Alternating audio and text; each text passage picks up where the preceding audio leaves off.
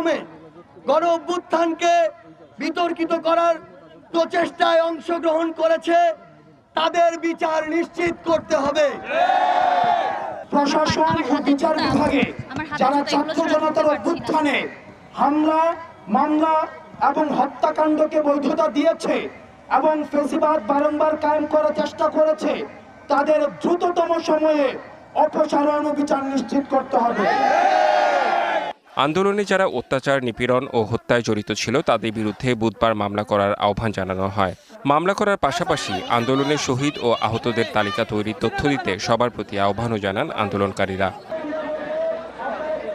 এদিকে কর্মসূচির অংশ হিসেবে বন্দরনগরী চট্টগ্রামের ১৬ শহর স্টেশনে বিকেলে জড়ো হয় হাজার হাজার শিক্ষার্থী। এছাড়াও দেশের বিভিন্ন জেলায় একই কর্মসূচি পালন করে বৈষম্য বিরোধী ছাত্র আন্দোলন।